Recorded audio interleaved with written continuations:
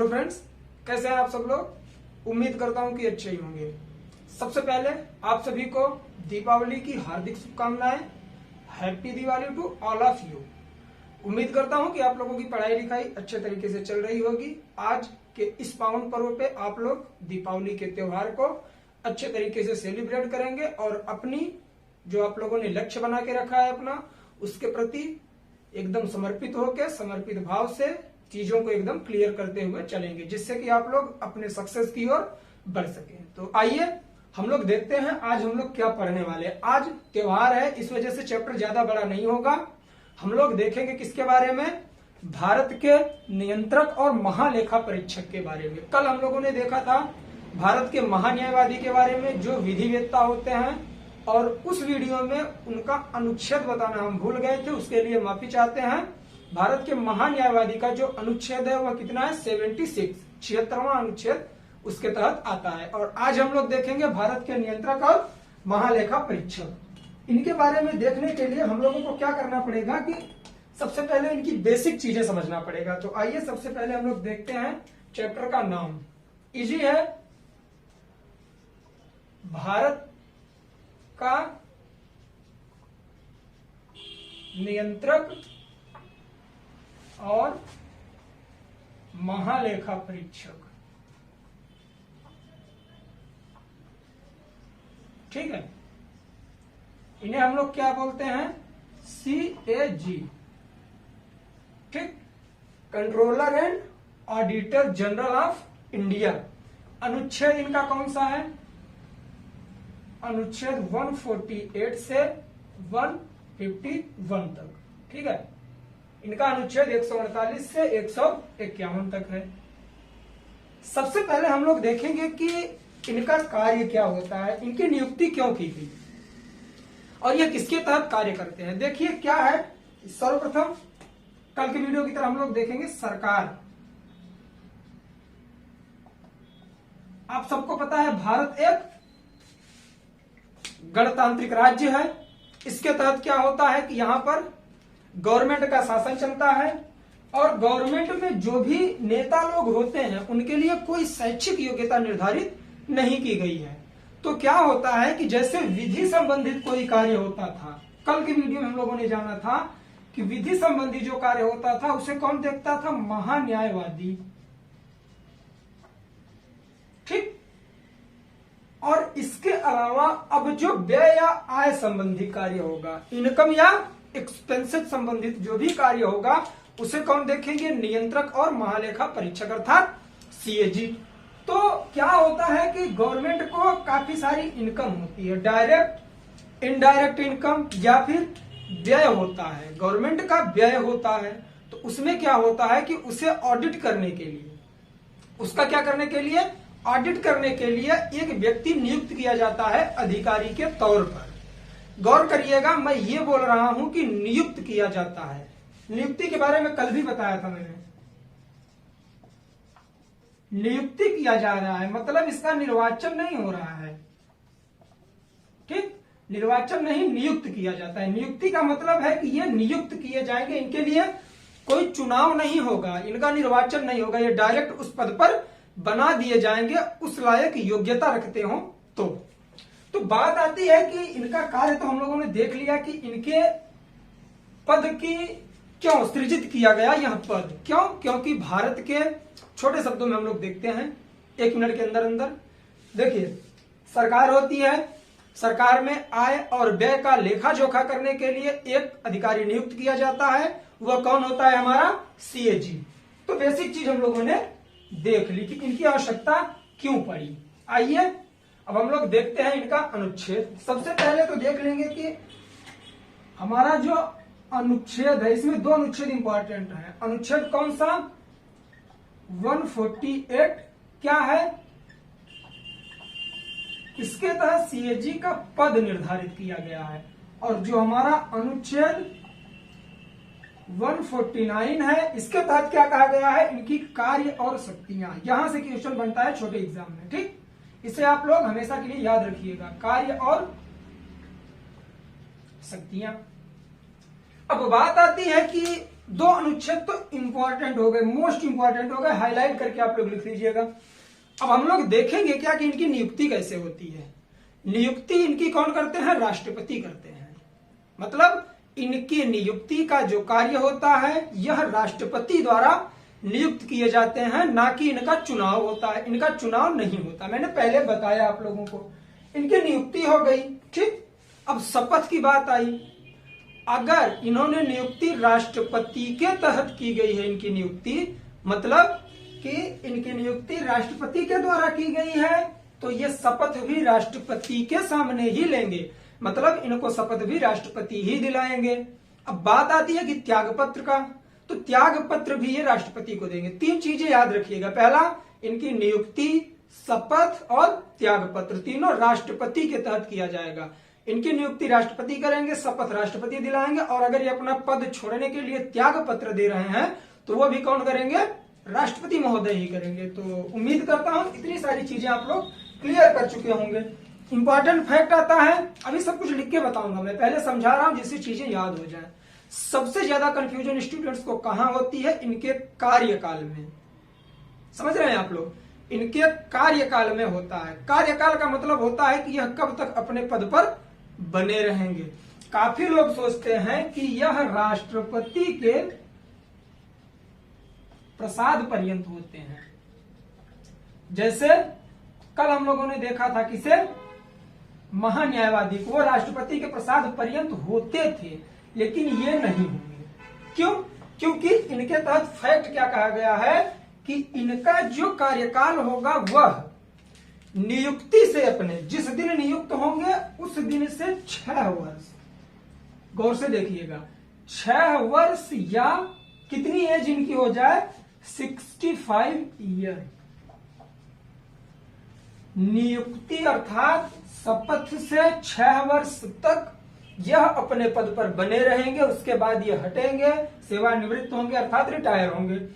अगर ये 6 वर्ष का इनका कार्यकाल पूरा होने के पहले ये 65 ईयर्स के हो जाते हैं तो भी यह पद से हटा दिए जाएंगे, चाहे इनका कार्यकाल पूरा हुआ हो या ना हुआ हो। एग्जाम्पल के तौर पर हम लोग देखते हैं, कोई ऐसा व्यक्ति जिसकी एज कितनी है? 16 ईयर, उसे बनाया गया CAG, ठीक।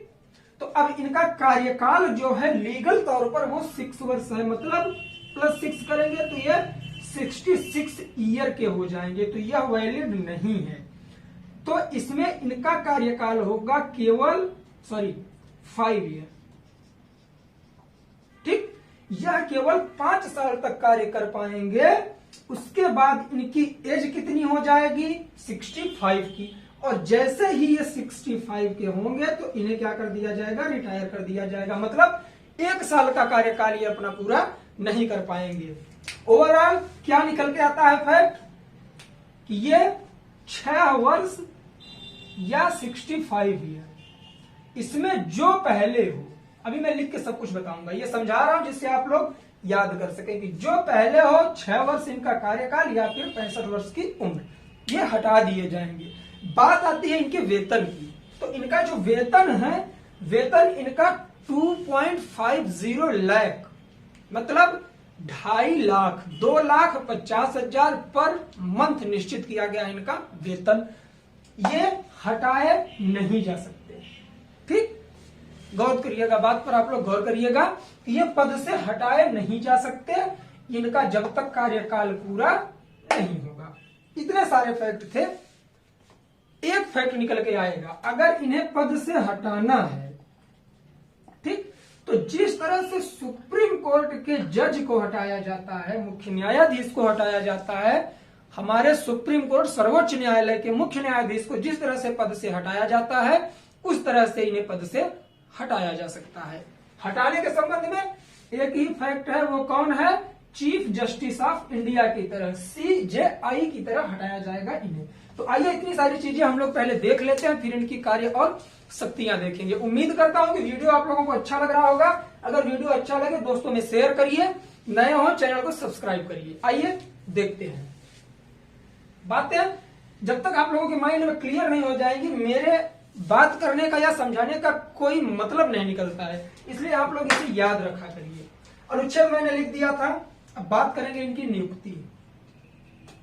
देखिए बता ही चुका हूं, आप लोग खुद ही बता देंगे। नियुक्ति इनकी कौन करेंगे और ये शपथ किसके सामने लेंगे, त्यागपत्र किसे देंगे, इनका वेतन कितना होगा, इतनी सारी चीजें हम लोग देखते हैं। और इनका कार्यकाल, आइए देखते हैं। नियुक्ति आप लोग बताइए, अभी बात की हम लोग राष्ट्रपति इनको नियुक्त करेंगे, शपथ कौन दिलाएगा, जायज सी बात है राष्ट्रपति जी ही। त्यागपत्र ये अपना किसे देंगे, ये भी जायज सी बात है राष्ट्रपति। सीएजी से यही 3-4 क्वेश्चन बहुत ज्यादा बनते हैं, इसे आप लोग ध्यान से देखिएगा। वेतन 2.5 लाख मतलब 2,50,000, 2,50,000 रुपए पर मंथ, ठीक, इन्हें वेतन दिया जाता है। इनका कार्यकाल क्या है ये ध्यान से लिखिएगा, 6 वर्ष मतलब 6 इयर्स। कब से, जिस दिन ये शपथ लेंगे उससे 6 साल तक ये अपने पद पर बने रहेंगे, या इनकी जो एज है 65 ईयर हो जाए, 65 वर्ष की उम्र तक। इन दोनों में से मतलब इनमें से जो पहले हो, अभी हम समझाए आप लोगों को, जो पहले हो मतलब ये 6 वर्ष तक अपने पद पर रहेंगे या फिर 65 वर्ष की उम्र तक अपने पद पर बने रहेंगे। अगर ये 6 वर्ष का कार्यकाल इनका पूरा हो जाता है तो ये हटा दिए जाएंगे, या फिर 6 वर्ष के कार्यकाल के अंदर ही इनकी एज 65 ईयर हो जाती है तो ये अपने पद से हटा दिए जाएंगे। अब बात आती है हटाने की प्रक्रिया। हटाने की प्रक्रिया इंपॉर्टेंट है, इनको कैसे हटाया जाएगा। देखिए हम लोग महान्यायवादी में पढ़े थे, उससे आप लोग क्या करेंगे, इसे कनेक्ट करके पढ़ेंगे। महान्यायवादी के अंतर्गत क्या था कि राष्ट्रपति उनकी नियुक्ति करते हैं, लेकिन वो राष्ट्रपति के प्रसाद पर्यंत पद पर थे। प्रसाद पर्यंत का मतलब क्या है कि उनको जो उनकी नियुक्ति होती है राष्ट्रपति के इच्छा अनुसार होती है, मतलब राष्ट्रपति के इच्छा अनुसार वो पद पर बने रहते थे। इच्छा अनुसार का मतलब यह है कि राष्ट्रपति जब चाहे उन्हें हटा सकते हैं।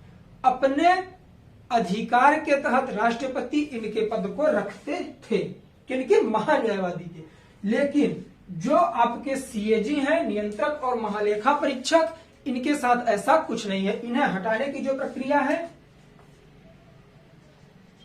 क्या है, सर्वोच्च न्यायालय। मैं हिंदी में लिखता हूं क्योंकि काफी लोग ऐसे हैं जो डायरेक्ट हिंदी समझते हैं, और इसका शॉर्ट फॉर्म क्या लिखता हूं मैं, एससी, सुप्रीम कोर्ट के न्यायाधीश की तरह, ठीक। मतलब अगर इन्हें पद से हटाना है तो जो प्रक्रिया सुप्रीम कोर्ट के न्यायाधीश के बारे में बात की जाती थी वही प्रक्रिया लागू करके इन्हें हटाया जाएगा। एक बार इसे फिर से हम लोग रिकॉल कर लेते हैं। इनका अनुच्छेद कितना है, 148 से 151 तक। उसके बाद 148 में इनके पद की बात की गई है और 149 में इनके कार्यकाल की बात की गई है। सिंपल, क्लियर हो गया, याद हो गया होगा आप लोगों को। उसके बाद आता है शपथ, त्यागपत्र, नियुक्ति, शपथ और त्यागपत्र तीनों राष्ट्रपति को देंगे। नियुक्ति, शपथ और त्यागपत्र राष्ट्रपति के तहत। वेतन 2.5 लाख रुपए पर मंथ, और इन्हें पद से कैसे हटाया जाएगा, सुप्रीम कोर्ट के मुख्य न्यायाधीश की तरफ। बार बार रिपीट कर रहा हूं जिससे कि इसी वीडियो के तहत आप लोगों को याद हो जाए। कार्यकाल की बात करता हूं, कार्यकाल इंपॉर्टेंट है, हाईलाइट कर लीजिएगा आप लोग। 6 वर्ष या 65 वर्ष की उम्र तक, इन दोनों में से जो पहले हो, ये जरूर याद करिएगा आप लोग। देखिए मैं आप लोगों को बता दूं, जब आप लोग नोट्स बनाया करिए तो क्या किया करिए कि कम से कम 3 कलर के पेन रखिए। एक से आप लोग पॉइंट बनाइए, एक से हेडिंग्स डालिए, एक से हाईलाइट करिए। तो क्या होगा कि जब आप लोग रिवीजन करने बैठेंगे तो आप जब हाईलाइट किए रहेंगे तो चीजें दिखेंगी ऊपर ही, तो क्लियर हो जाएंगी। तो इतनी सारी चीजें हमारी हो गई। अब हम लोग बात करेंगे इनकी कार्य और शक्तियों के बारे में। उम्मीद करता हूं चीजें आप लोगों को यहीं पर याद हो जा रही होंगी। आइए कार्य और शक्तियां देखते हैं किसकी, भारत के नियंत्रक और महालेखा परीक्षक सीएजी की कार्य और शक्तियां। अनुच्छेद कौन सा है? 149। ठीक, देखेंगे ये केंद्र और राज्य दोनों के नियंत्रक और लेखा परीक्षक के तहत कार्य करते हैं। इट मीन्स कि अगर राज्य में भी आय और व्यय का कोई लेखा है तो वह कौन करेगा? आपके सीएजी। केंद्र में है, कौन करेगा? सीएजी। आप लोगों ने घोटाले सुने होंगे, ढेर सारे जो घोटाले होते थे बाद में सामने आते हैं, किसके तहत आते हैं? ये सीएजी ही उसकी छानबीन करते हैं, तो चीजें पता चलती हैं कि कितने रुपए लगने थे, कितना व्यय करना था, कितना कर दिया गया। तो इस तरह से अगर राज्य से, आइए लिख के समझते हैं, जल्दी याद होगा।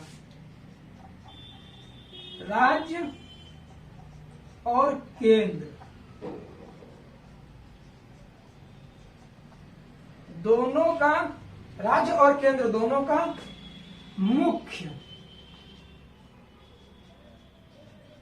मुख्य लेखा परीक्षक होता है। कौन?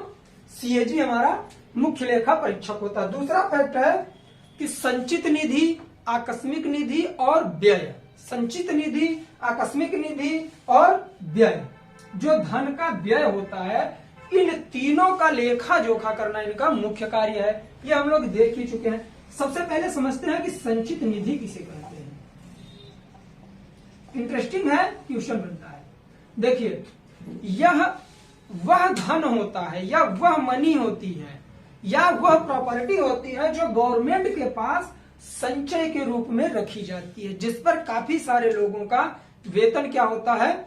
आश्रित होता है, इसी के तरफ दिया जाता है, इसी के तहत। तो संचित निधि का अर्थ सिंपल सेंटेंस में क्या हुआ कि सरकार के पास सुरक्षित रूप से रखा हुआ क्या? प्रॉपर्टी या धन। तो क्या करते हैं ये कि जो संचित निधि होता है इसका लेखा जोखा करते हैं। आकस्मिक व्यय नहीं, आकस्मिक आय, सॉरी, ठीक, आकस्मिक आय का भी क्या करते हैं ये? लेखा जोखा करते हैं। आय बोलो चाहे निधि बोलो, इसका मतलब यह हुआ जो आप टैक्स वगैरह देते हैं गवर्नमेंट के तरफ से, जो हमसे टैक्स लिया जाता है आम जनता से, उसका उपयोग सही जगह हो रहा है या नहीं। जो आम पब्लिक टैक्स देती है उसका उपयोग सही जगह हो रहा है, सही तरीके से उसका यूज हो रहा है कि नहीं, उसका भी लेखा जोखा कौन रखता है? हमारे सीएजी रखते हैं। अब बात आती है व्यय की। किसकी? धन के व्यय की। गवर्नमेंट काफी सारे एक्सपेंसेस भी करती है, खर्चे भी करती है। एग्जाम्पल के तौर पे सैलरी वगैरह देती है गवर्नमेंट ऑफिसर्स को, या किसी भी तरीके से कोई काम करवाती है, सड़क, नहर, नाले कुछ भी बनवाती है, उस पर गवर्नमेंट का क्या होता है? व्यय होता है। तो उस व्यय का भी लेखा जोखा कौन करता है? सीएजी। इस पॉइंट के तहत यही लिखेंगे।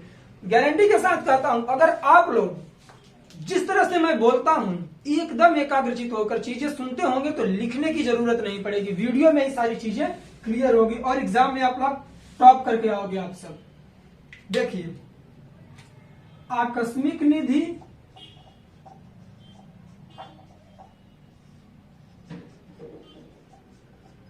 फर्स्ट, और संचित निधि,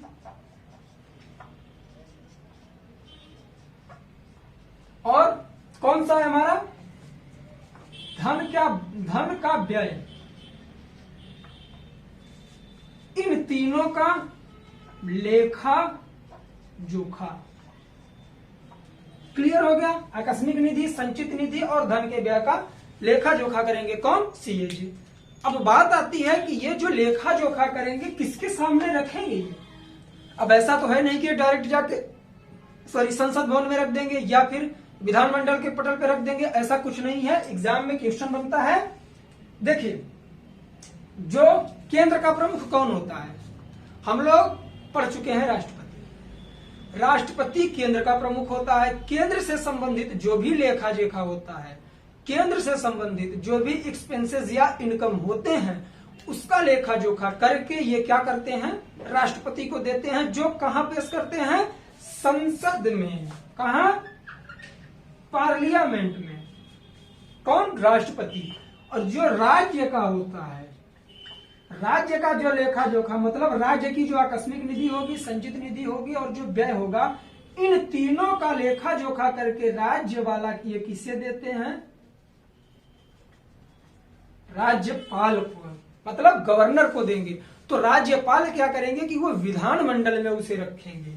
क्वेश्चन यहीं से बनता है कि सीएजी जब लेखा जोखा का विवरण राज्यपाल को देते हैं तो वह कहां उसे पेश करते हैं? संसद में, राज्यसभा में, लोकसभा में? कहां पेश करेंगे? नहीं, वो पेश करेंगे कहां? विधानमंडल में। क्यों? क्योंकि यह राज्य का लेखा जोखा है। उम्मीद करता हूं क्लियर हो गया होगा। आइए इसे पॉइंट के रूप में हम लोग लिख लेते हैं। क्यों? व्यवहारिक तौर पर लिखना जरूरी है, वरना चीजें याद हो गई होंगी आप लोगों को। छोटे छोटे फॉर्म में लिखता हूं चीजें, जिससे आप लोग कभी ना भूलें। क्या लिखेंगे हम लोग? ये जो लेखा जोखा है, जब ये राष्ट्रपति को देंगे, किसे? सॉरी, राष्ट्रपति नहीं, ऐसे करके लिखेंगे ना, चीजें याद होंगी कि केंद्र का राष्ट्रपति को, ठीक, केंद्र का लेखा जोखा राष्ट्रपति को देंगे, जो इसे कहां रखेंगे? संसद के सभा पटल पर। थोड़ा हम लोगों को कॉन्स्टिट्यूशन लैंग्वेज भी यूज करनी पड़ेगी ना, संवैधानिक लैंग्वेज, कि संसद के सभा पटल। ऐसे तो लिख सकते थे हम लोग कि राष्ट्रपति संसद में पेश करते हैं, लेकिन थोड़ा लगे ना कि यार पढ़ते हैं। ठीक, आइए देखते हैं। अगर वीडियो आप लोग सारे देखे होंगे ना, कॉन्स्टिट्यूशन के हो गए, चाहे आपके जियोग्राफी के हो गए, जितने अभी तक बता चुका हूं, कोई भी पॉइंट ऐसा नहीं होगा जो आप लोगों को क्लियर ना हो। अब बात आती है राज्य का। राज्य का किसे देंगे? राज्य का प्रमुख राज्यपाल। हाँ, एक मिनट चाहूंगा आप लोगों को। आप लोगों के माइंड में यह भी आ रहा होगा कि हम मंत्रिपरिषद आप लोगों को कार्यपालिका, विधायिका, न्यायपालिका पढ़ाने के लिए बोले थे, लेकिन कार्यपालिका के चैप्टर जितने थे खत्म कर दिए, जैसे राष्ट्रपति, उपराष्ट्रपति, प्रधानमंत्री और मंत्रिपरिषद और मंत्रिमंडल में अंतर। उसके बाद हम महान्यायवादी और सीएजी के बारे में क्यों बता रहे हैं? क्यों? क्योंकि अभी चल रहा है त्योहार का सीजन। आप में से काफी सारे लोग ऐसे होंगे जो त्योहार में बहुत बुरी तरीके से डूब जाते हैं। तो उसके बाद जो चैप्टर आता है ना कार्यपालिका का, वो हमारा है पार्लियामेंट, संसद। मोस्ट इंपॉर्टेंट चैप्टर है, वहां से हमेशा क्वेश्चन बनता है। तो मैंने क्या सोचा कि 2-3 दिन का टाइम है, उसके बीच हम लोग क्या करेंगे, जो छोटे छोटे चैप्टर है हमारे, उसे हम लोग सही तरीके से याद कर लेंगे। उसके बाद वो फिर से कंटिन्यू होगा संसद से।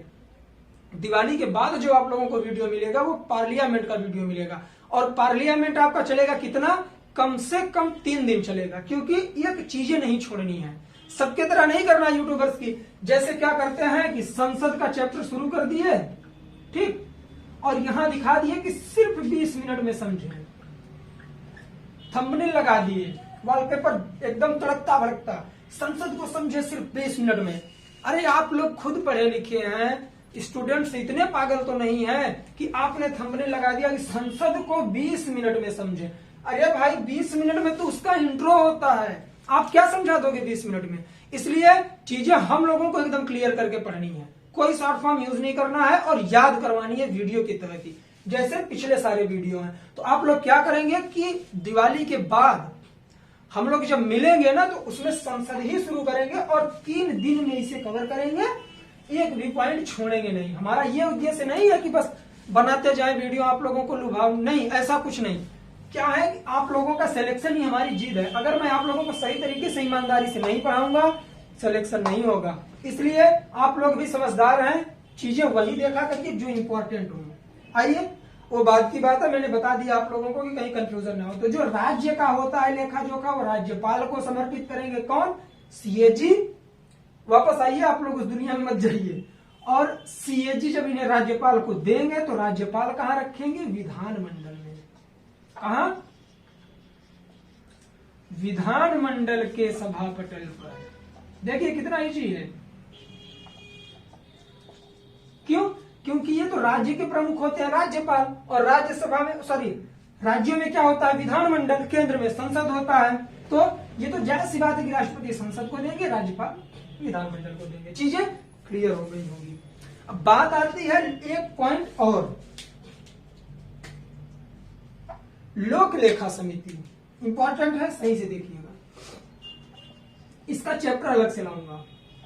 जो जो चैप्टर हमें लगेगा, जो जो पॉइंट लगेगा कि ये इंपॉर्टेंट है, उसे पूरी तरह से उधेड़ देना है। नए नए चैप्टर लाना है, एक एक पॉइंट के, एक भी चैप्टर नहीं छोड़ूंगा, एक भी टॉपिक नहीं छोड़ूंगा, आप लोगों का पूरा क्लियर करवाऊंगा। चाहे हिस्ट्री हो, जियोग्राफी हो, पॉलिटी हो, साइंस हो, मैथ हो, रीजनिंग हो, सारे क्लासेस आएंगे, आप लोग साथ में बने रहिए बस। देखिए, लोक लेखा समिति सिंपल देख लेते हैं हम लोग। लोक लेखा जो समिति होती है, या क्या करती है, लेखा जोखा का कार्य करती है। इसका वीडियो आएगा तो चीजें सही से हम लोग समझेंगे, क्योंकि यह थोड़ा बड़ा है। इसका क्या होता है, इसमें जो हमारे सीएजी है, इनका क्या मार्गदर्शन होता है, ये क्या करते हैं कि लोक लेखा समिति का मार्गदर्शन करते हैं। लोक लेखा समिति का मार्गदर्शन करेंगे।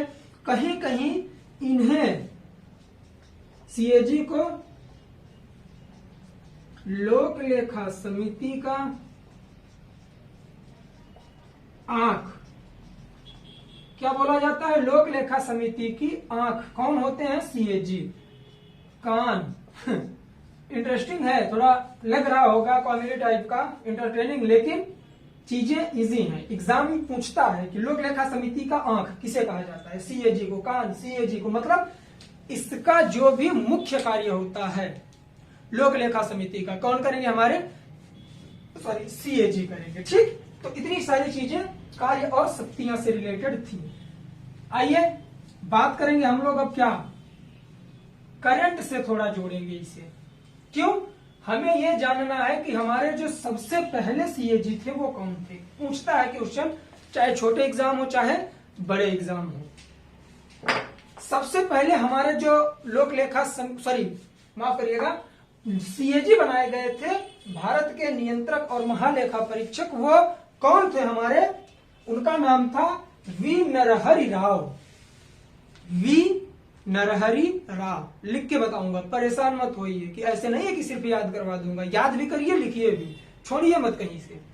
क्या हुआ था, थोड़ा हम लोग अब चलते हैं बैकग्राउंड में। 1947 को हमारी कंट्री क्या हुई, स्वतंत्र हुई। ठीक, जब भारत स्वतंत्र हुआ तो इन्होंने क्या किया, अपना खुद का संविधान लाया, उसके तहत सारी चीजों को मैनेज किया गया। तो उसमें एक पद ये आया, भारत के नियंत्रक और महालेखा परीक्षक, सीएजी का पद।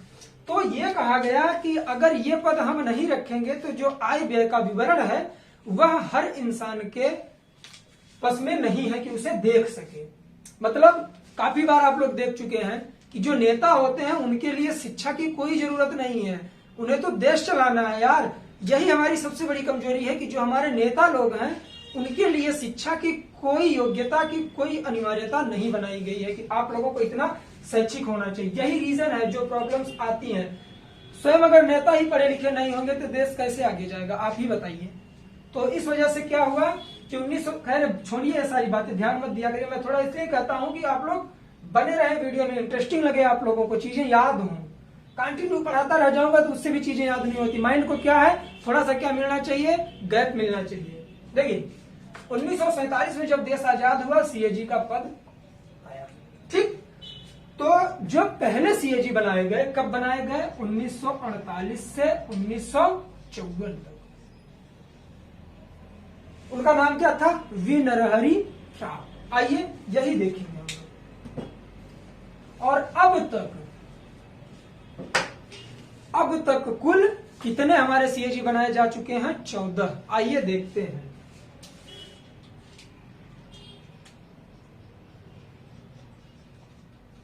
भारत के पहले सीएजी कौन थे, वी नरहरि राव। कब से कब तक, 1948 से 1954 तक। वर्तमान में सीएजी कौन है भारत के, तो गिरीश चंद्र मुर्मू। बात करूंगा गिरीश चंद्र मुर्मू कब बनाए गए, 8 अगस्त 2020 में। अभी हाल में इनका अपॉइंटमेंट किया गया है। इन्होंने किसका स्थान लिया है? इसके पहले आप लोगों ने देखा होगा कि राजीव महर्षि जी थे। कौन? 2017। देखिए ये जो है हमारे गिरीश चंद्र मुर्मू, ये कौन से नंबर के हैं? 14वें। ठीक, 14 नंबर के हैं ये। ऐसे करके देखते हैं। कुल सीएजी 2020 तक हमारे कितने हो गए? 14। तो जो अब इसी से बात निकल के आई ना कि जो 14वें हैं वो गिरीश चंद्र मुर्मू हैं। और इनके पहले जो थे, गिरीश चंद्र मुर्मू के जो पहले थे, एग्जाम में क्वेश्चन बन सकता है कि भारत के सीएजी के पद पर गिरीश चंद्र मुर्मू ने किनका पद लिया है, किनके पद पर ये नियुक्त किए गए हैं। इनके पहले कौन थे? तो कौन थे? हमारे 13वें सीएजी थे। कौन? राजीव महर्षि। कब से कब थे? 2017 में ये नियुक्त हुए थे और 2020 तक। मैं ऐसी चीजें क्यों बताता हूं? क्योंकि ये करंट से रिलेटेड है। आप लोग करंट के क्वेश्चन भी साथ में लेके चला करिए। ठीक, तो इस तरह से चीजें क्लियर हो गई हैं। आप लोगों से एक चीज की माफी चाहूंगा कि कल जब मैंने बताया था महान्यायवादी के बारे में, तो जो भारत के पहले महान्यायवादी थे, भारत के पहले महान्यायवादी जो थे वो पता है कौन से थे? एमसी सीतलवाड़। एमसी सीतलवाड़। लेकिन कल के वीडियो में मैंने आप लोगों को क्या बता दिया था? गायकवाड़। ठीक, ये वार करके चीजें जुड़ी थी तो मैं कंफ्यूज हो गया था, तो उसके लिए माफी चाहूंगा। आप लोग परेशान मत होइए, इसके अलावा कोई चीज गलत नहीं हुई है। गलती हुई थी तो मैंने आप लोगों को फिर से रिवाइज करवाया कि आप लोग इसे क्या करिएगा, गायकवाड़ को कट करके सीतलवाड़ लिख लीजिएगा। जो हमारे पहले महान्यायवादी थे वो सीतलवाड़ थे और गायकवाड़ जी नहीं है। और जो वर्तमान में है उनको तो मैंने बताया ही था आप लोगों को कि 15वें नंबर के हैं। कौन से? के वेणुगोपाल। देखिए, भारत के पहले सीएजी वी नरसिम्हा राव 1948 से 1954। भारत में सीएजी इस समय वर्तमान में कौन है? गिरीश चंद्र मुर्मू। इनकी नियुक्ति कब हुई? 8 अगस्त 2020 में। अभी जो हाल में एग्जाम लगने वाले हैं उसमें डेट भी पूछ सकता है कब नियुक्त हुए, तो इस पे आप लोग गौर करिए क्योंकि ये अभी हाल में ही नियुक्त किए गए। 8 अगस्त को नियुक्त किए गए थे 2020 में। उसके बाद कुल सीएजी कितने हो चुके हैं? 14। मतलब गिरीश चंद्र मुर्मू 14वें नंबर के हमारे क्या है? सीएजी हैं। और जो 13वें नंबर के थे राजीव महर्षि, वो 17 से 20 तक थे और इन्हीं का पद लिया है गिरीश चंद्र मुर्मू ने। देखिए ये तो बहुत बढ़िया हो गया। पहले सीएजी कौन? वी नरहरि राव। पहले महान्यायवादी, attorney general, first attorney general of India कौन थे? एमसी सीतलवाड़। और फर्स्ट सीएजी ऑफ इंडिया कौन है? वी नरहरि राव। तो ये दोनों चीजें तो मैंने यही लिख दी, तो यहीं से आप लोग ऐड कर लीजिएगा। और प्रेजेंट टाइम में सीएजी कौन है? गिरीश चंद्र मुर्मू। और यही मैं वो भी लिख देता हूं। वर्तमान में महान्यायवादी कौन है? मतलब अटॉर्नी जनरल कौन है? के वेणुगोपाल। चीजें याद रखा करिए आप लोग, भूला मत करिए क्योंकि ये क्वेश्चन बन सकते हैं, करंट में ये क्वेश्चन बन सकते हैं। तो आज के लिए बस इतना ही। उम्मीद करता हूं कि चीजें क्लियर हो गई होंगी। वीडियो आप लोगों को अच्छा लगा होगा। आज दिवाली का त्योहार है, फिर भी मैंने सोचा कि आप लोगों को एक वीडियो मिल ही जाए। छोटा सा चैप्टर है, जल्दी ही क्लियर हो जाएगा। अगर वीडियो में लास्ट तक बने रहेंगे तो वीडियो में ही सारी चीजें याद हो जाएंगी। तो आज के लिए बस इतना ही। मिलते हैं नेक्स्ट वीडियो में, तब तक के लिए जय हिंद, जय भारत, हैप्पी दिवाली, खुश रहिए, पढ़ाई करिए और तब तक मिलते हैं अगले वीडियो में। Bye bye.